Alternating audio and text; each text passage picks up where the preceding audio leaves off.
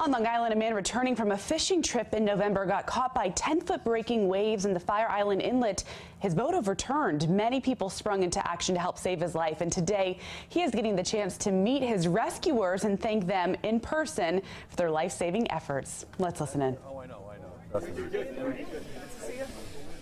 Nice to see you again. How are you? Hello.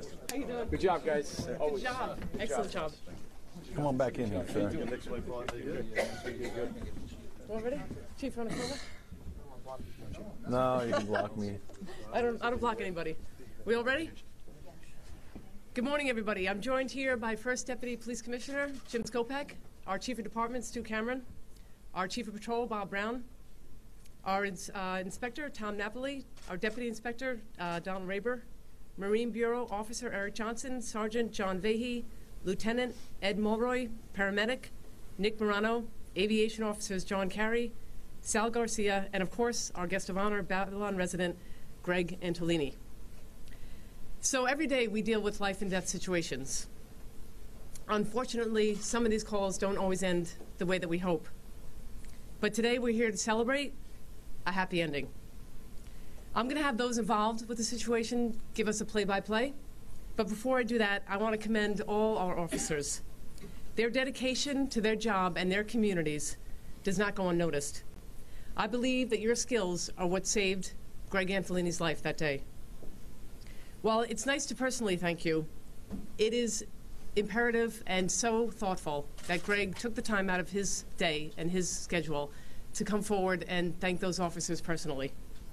Greg reached out to the department because he too recognizes the great job of our Marine Bureau and our aviation section. Greg was returning from a fishing trip when his boat overturned in 10-foot waves, throwing him overboard in the Fire Island Inlet on November the 13th. As I mentioned, the rescuers will talk about their role, and we will start with Marine Officer Eric Johnson, who was patrolling the ocean that day. Good morning. Thank you. Yes, I was actually working the beach that day. I'm usually on a boat on the North Shore, but this time I was on the beach, and the wind got really bad. The waves were getting bad. I was actually going to the beach to look for a buoy that supposedly broke loose from the inlet. I figured I would find it on the beach. And when I was looking out, I actually saw what I thought maybe was a whale. And I just saw this black silhouette out in the water, and I said, what is that? That looks a little strange. So as I looked closer, I could see it was the outline of a boat with the outdrive coming up out of the water, and that's when I kind of said, oh no, this is a situation. So I immediately put it over the air. We called for aviation. I let the boss know what was going on, and I got binoculars. I couldn't really see much. I couldn't see if there was anybody in the water of what was going on, but I knew for sure, you know, it was definitely a boat, and we needed to get out there quick because the weather was terrible.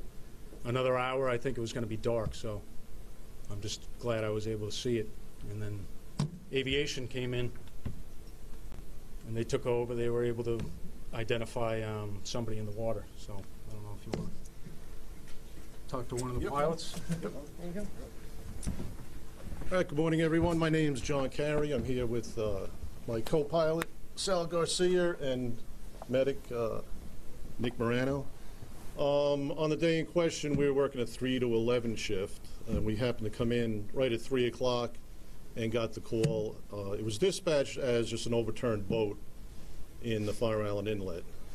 Initially, we were just responding to it as a navigation hazard. But like in all police work, you can never know what to expect when you show up. The primary aircraft that day was the EC-145, which is a twin-engine aircraft, which is our primary search and rescue aircraft and medevac.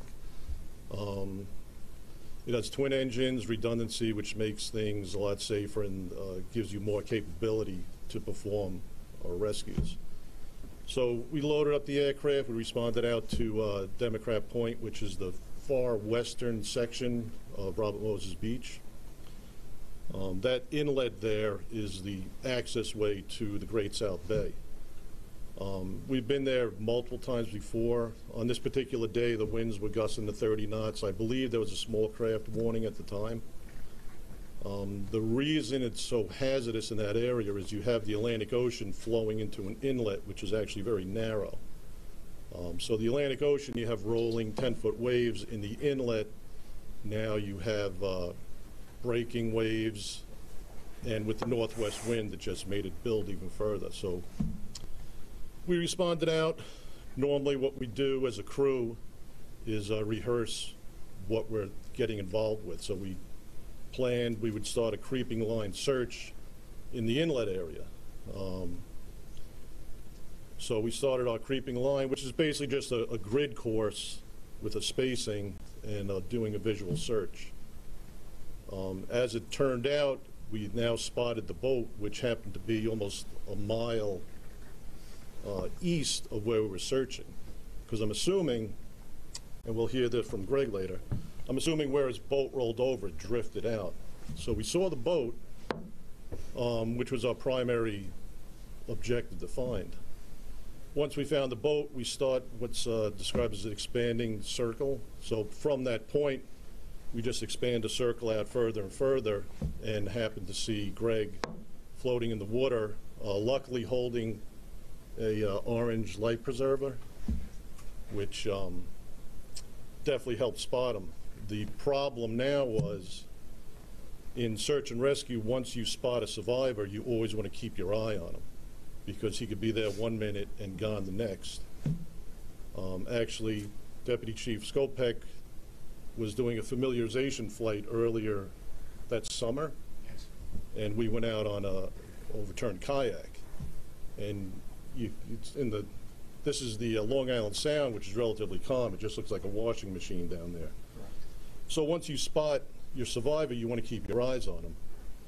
Amongst the crew, there was a discussion of, is there another survivor? Sometimes there are people under the boats or floating somewhere else. So we notified Marine Bureau Coast Guard to respond out for Greg, and at the same time continued circling, looking for any other survivors, which we determined at that point we couldn't, and we didn't want to leave visual contact with Greg. So we set up in a hover just to keep an eye on him. Sal Garcia was on the video, which just gives you more of a detailed expression of the survivor's face and how much distress he's in. Normally we would drop flotation to him, which is self-inflating, but he did have flotation, which we saw, and he was holding on to it. The problem being, if that got away from him, he would have been in dire consequences. So we decided to keep from distracting him, not to deploy any flotation, because for him to give up what he had and swim for what we were going to give him could have been a very bad decision. So we basically just set up in a hover, kept an eye on him, and had Marine Bureau come out to do the rescue. At that point, Sergeant Fahey and Lieutenant responded in the boat, you can tell. Thanks, John. Good morning. My name is John Vahey. I'm a sergeant with the Suffolk County Marine Bureau. This morning when we got that notification from Eric, timer starts counting down in my head. I know it's cold out. First thing I did was take a look at the sea buoy conditions to find out what the waves were and the tide tables. And it was 8.5 feet at the sea buoy, so I knew it would be taller waves at the inlet and an outgoing tide, which stands up the waves. So we started out, one of our patrol boats, I started out as backup, and we're talking on the radio, getting information from Officer Carey. I actually saw the helicopter pass over us on our way. They're a little faster than we are. They were on the scene and located the boat very quickly and located Greg very quickly after that. My assessment of the conditions was I really did not know if I was going to be able to make it out that inlet. I train, and I'll cut off training about 6 or 7 feet, and now we're talking about 10 feet. And it's just physics, what my boat can handle and what the crew can handle. But when I get out to buoy 6 and got a look at it, I said, I think we can do this. And we also found out that the Coast Guard was unable to respond that day, and our second boat had an engine problem. So I looked at the lieutenant and I said, we're it. we asked over the radio for the Coast Guard to start sending a helicopter from Cape Cod in case we couldn't get out there or if we had a problem on the way. And I had to pick my way through the waves. Officer Johnson was able to spot for me from the shoreline to let me know where there was less breaking waves. That was helpful. And also seeing Officer Carey in a low hover over the survivor, over Greg, gave me an area to aim for. So I didn't have to search when I went out there. He was spotted. We had to pick our way. Like I said, it was kind of slow going through the waves because you can't just blast through them. Once I got through the breaking portion of the water, the lieutenant started putting on his flotation gear to go out on deck. And I ended up launching the boat out of the water a little bit, and he ended up going flying. But, you know, I was able to respond at a little quicker speed then. And we pulled up on Greg, as you see in the video, and we had him on the boat within 30 seconds of pulling next to him. Then the trip back, which for me, I'm a little more comfortable going back in because I can get on the back of the wave and ride the wave as long as I have both engines, which kept going. The waves come in at about 25 knots. They're coming in pretty fast. So you have to keep pace with them or you'll get overtaken or spilled over the front. And John headed to the helipad at the Coast Guard station on Fire Island where paramedic Nick Morano met us on the dock. So we're back within probably about 10 minutes from the scene after picking up Greg. And that's when Nick took over care for the patient. Okay.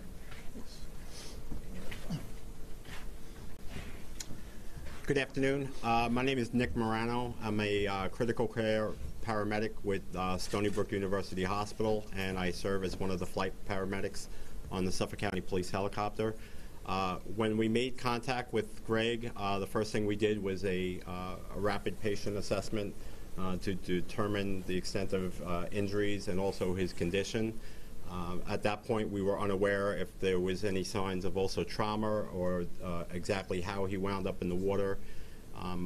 After speaking with him, we had determined that he was the only person that was in the boat.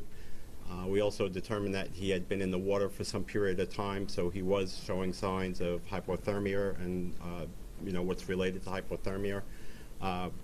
We established advanced life support on Greg. We gave early notification to Stony Brook Hospital as a level 1 trauma center, letting them know that we were going to be coming in with a patient who had been in the water for some period of time. And we transferred Greg by medevac up to Stony Brook Hospital where the care for him continued. And I think Greg probably can tell us a little more. Well, first of all, I can't thank these guys enough. It's nice to hear the version from their side. A lot of it coincides exactly with how I remember.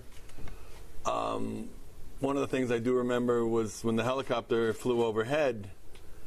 At that point, I think, give or take, I'd been in the water about an hour and a half. And prior to the helicopter showing up, I just remember seagulls everywhere. And all I kept thinking was, I'm in the middle of a school of fish. You know, what the hell's going on? And next thing I know, there's a helicopter.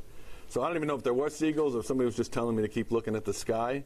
But I was wearing the life jacket. But when I saw the helicopter, I started freaking out and started waving. I actually shook it off myself. Yeah, we were worried about that. So I shook it off. I was just hanging on to it when, and I kept saying, drop something down, do something, help me. Since came to find out that that's not the way it works. But listen, I've been on the bay my whole life since I'm a little kid. I can't tell you how many times I've gone through that inlet. My first reaction when I went in the water was, oh my God, I'm going to drown in Fire Island Inlet. Someplace I've been 1,000+ times.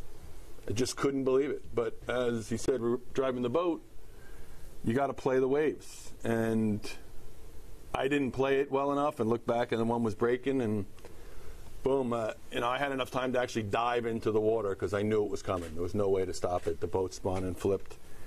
And the boat spit out a life jacket. I swam over and got the life jacket, and now I try to figure out what to do. I tell people this all the time. Nobody believes me. I was never cold until they pulled me out and put me on the boat. As soon as they pulled me out of the water, I was teeth chattering cold. I couldn't believe how cold I got instantly. While I was in the water, I was never cold. I don't know whether you're just thinking about so many other things. And like I said, the thing that just kept going through my head is, oh my God, Fire Island Inlet. The land's right there. You can see the damn pencil. Been doing this my whole life. There's no way I'm going to drown right here. And I was done. It was over. When the helicopter came, I couldn't believe it. And then when I found out the story and I spoke to Officer Johnson about how he was just not supposed to be there and he was driving the beach that day and he got out to look at the inlet, I was like, holy crap, it wasn't my day, and this proves it, because this is a guy who's not supposed to be here. And not to knock the regular officer who does it, but he probably doesn't get out of his car that day. It was nasty enough that there was no reason to. But he did and took a look, and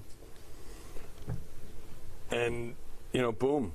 Once they got me out of the water, it's a little sketchy for me. I do remember answering 1,000 questions. And it's funny because all of the reports that came afterwards, I'm like, I probably did a pretty good job because they knew my name, where I was from, what kind of boat. So I couldn't have been that bad. I do remember being on the dock at the Coast Guard station and them talking about whether they were going to go to Stony Brook or put me in the ambulance. To this day, I don't know why the difference, except for the fact that I guess Stony Brook is the better trauma center. Right. Based upon what we, the evaluation and stuff, we felt that, yeah, and like I said, I remember almost nothing about the helicopter ride, just being kind of crammed in there. And then Stony Brook, it seemed like there were 30 people in the room going after it. And they told me later that my body temperature was about 90 degrees. And I didn't have much more time. That's the thing I always say. I've been doing this my whole life. I've been out there. I was doing the math. It's about 3:30 on my watch. I've been in the water about an hour and a half. Nobody's looking for me yet. They won't start looking for me till dark because that's the only time anybody realizes you're not back yet. And by 4:30, if I'm still alive, with the way the tide's ripping, nobody's ever going to find me. They're not going to find the little bobbing head in the waves. And as you see in the video, where they found me, it's pretty calm, but that's just that spot. Like they said, it wasn't that nice a little further off the beach. And if I drifted out into that, it's over. To your comment about driving the boat, it's so funny because they tell the story all the time. I'm like, they literally hit me in the back of the head. I'm looking at the helicopter up here. Next thing I know, boom, back of the head, and then 4 hands just throw me over the gunnel. I'm like, man, those guys are strong. I don't know how they picked me up that easy. And like I said, I'm just, I'm not here today without them. And I know police everywhere, Suffolk County and everywhere else, get a lot of grief for other things. And this is something that should be recognized and rewarded. They came out on a day when they shouldn't have. They were someplace that they didn't need to be. They went over and above. And, my 4 kids get to see me every day because of it. I just can't thank them enough. Thank you.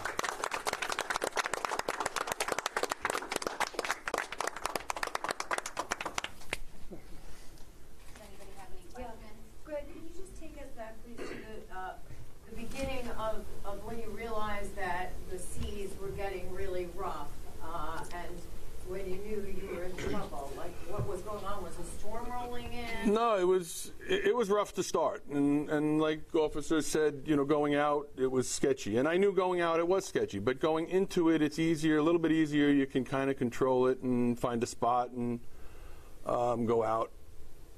In all seriousness, not even in the top 10 worst days I've ever fished in my life.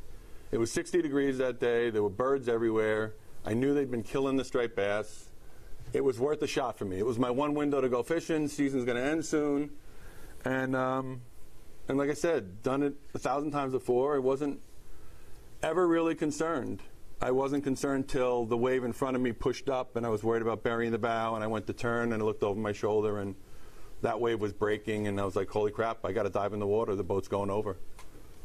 And it was instantaneous. I mean, I was not concerned until that spot. Yes, it was rough, and yes, you have to pay attention, and not to downplay it, but you do have to pay attention. Anybody that goes in and out of Fire Island Inlet has been paying attention for a long time. Those waves are there, and it happens, and I just played it wrong and caught the wrong wave breaking at the wrong time. Greg, you said it a few times that it was the fate being so close to land and a place that you had gone to thousands of times, but had you given up? hadn't given up yet. One of my jokes was everything but the white light. I hadn't given up, but I knew that I was no longer swimming because I wasn't gaining anything. There was a spot after I got the life jacket when I did go back to the boat, and I climbed back onto the bottom of the boat, and I sat there, and as it was drifting out through the inlet, I was kind of getting beat up a little bit because the waves were still breaking in the inlet. But I had gotten past that, so it was pretty calm. But all I was doing was screaming into a north wind. So, you know, it was a giant waste of time, and I'm just watching land get further away. And I kept saying, okay, I'm probably supposed to stay with the boat, but I can't watch shore get any further away. Maybe I can get lucky and ride a wave. I know there's spots where you can touch. You know, maybe I get lucky and I'll hit bottom and I'll be able to kind of push myself along.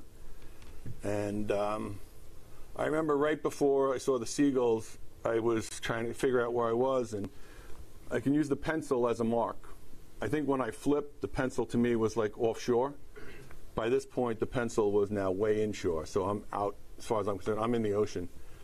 And I'm like, okay, should I go to the buoy?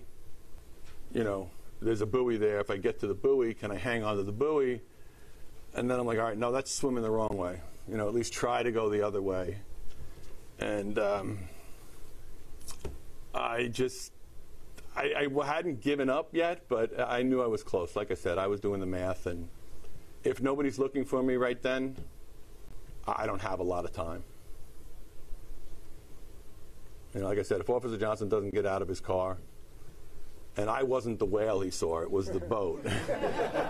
But if he doesn't get out of his car and poke his nose out, and you know, we're not having this conversation. They say people, you know, your life rolls in front of your eyes when you think you're about to die. Were you thinking about your family, your kids? What was going through your head? Yeah, I thought about the fact that I'm never going to see my kids again. You know, and that one hurts. My father passed away about 2 years ago, and most of my fishing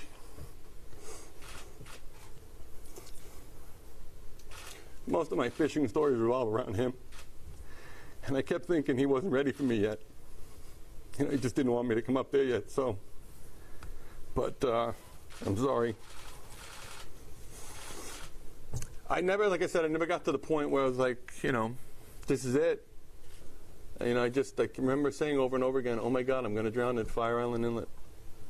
You know, land's right there. Been here 1,000 times. How can this happen? And next thing I know, birds turned into a helicopter, and I'm getting hit in the head by a boat. I swear to God, that's the way it plays out for me. When you look at the video, what is your reaction? You watch the actual rescue. How do you feel? Well, my first thing, and please don't get mad at me, is it's not that rough. I don't know what everybody's complaining about. No, I don't take the conditions lightly, don't get me wrong. And I know there were small craft advisories that day, but anybody that's been on a boat knows that along the south shore of Long Island, when there's a strong north wind, it's usually a lot nicer along the beach. Now, mind you, I don't want to be 2 miles off the beach, but along the beach, it wasn't that bad. The video to me is exactly how I remember it. Do you know what I mean? And like I said, I'm figured out that, okay, the helicopter's there, and they're keeping me in line with the inlet, so the boat knows where it's coming. And like I said, they literally come right up on top of me, and I don't know how they pulled me over the gunnel so fast. Now, maybe it wasn't as fast as I thought it was, but I swear it was like me grabbing a little baby out of the water and just, yeah. And then I don't remember the ride back through the inlet. And actually, at some point, I want to ask about that, because I know what the inlet was like going back in, and I'm like, to me, they were at the Coast Guard station like that. It was like we were there, and I'm like, all right, it wasn't that bad. How'd they get through so quick? But you know, listening to him talk about it, it was not a pretty inlet. And if you played it wrong, you ended up like I did. If you played it right, we got back to the Coast Guard station. So, Greg, we have the simplicity of the question, but why was it so important for you for today to happen, for you to meet the officers that brought you back? Well, one, I wanted to meet them, you know, because that's just, I've reached out to Officer Johnson. We've spoken a couple times on the phone. Every once in a while, when I have a beer, I text them and say, "Are your ears ringing?" Because I've become that guy in a bar. When you're out and somebody's talking about it, all of a sudden the guy next to you goes, "Wait a minute, you're that guy? You're the guy in the boat?" I'm like, "Yeah, I'm that guy." But I know a good friend of Mr. Skopek's here, and I had reached out to him immediately saying, you know, the police get enough crap. They get blamed for enough stuff that they don't do. This is something that they went above and beyond, you know, and I know what the conditions were like, and you know, you could make an easy case for we can't get out there. You know what I mean? And they did. They got me, and they got me back, and physically, you know, I was 100% 2 days later. You know,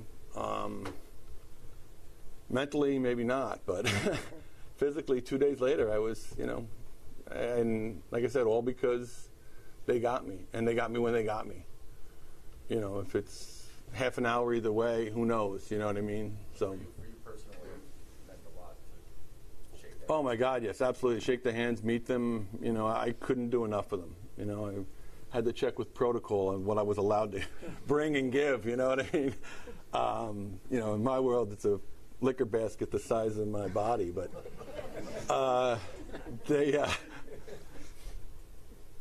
they needed to be thanked. They needed somebody to know who they were.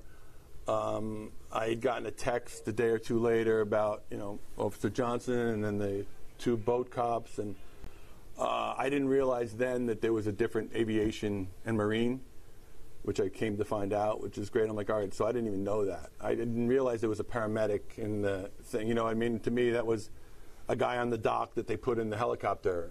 And I wasn't even sure if it was the police helicopter that took me there. Was it a different helicopter? You know what I mean? So there were enough gaps in what I did know to really be able to put a name and a face with it. And they need to be recognized for it. Like I said, this is, you know, this is something above and beyond, you know, what they needed to do that day.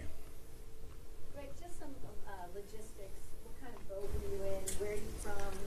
I was in a 20, I thought it was a 26-foot Everglades, but it's a 25-foot Everglades. It's a center console. Great little bay boat. I came to find out after the fact that the reason my father had bought this boat, the Everglades, is because it doesn't sink. Which I didn't know at the time, and if I did, I probably would never have got off of it. You know what I mean? I would have floated with it, but I didn't know how long it was going to stay afloat.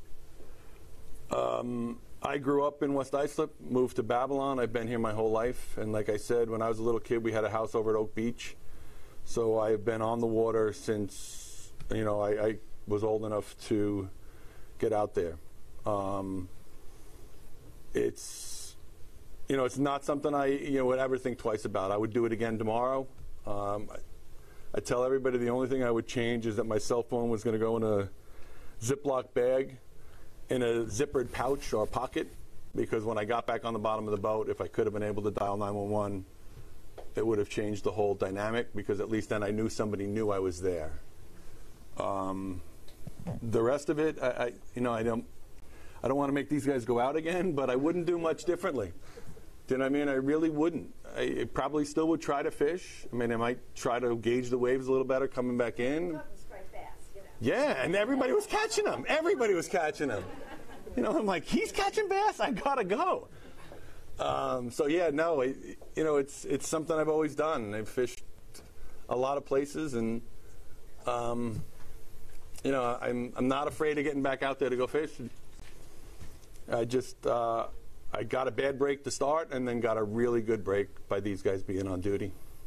Thank you, everybody. So, just want to confirm you have 4 kids. 4 kids, live in Babylon. 1 boy, 3 girls. And they want you to never go back. No, they know I'm going. They know I'm going. They did buy me a little case for my phone that floats. It's got a hook on it, everything but bells and whistles.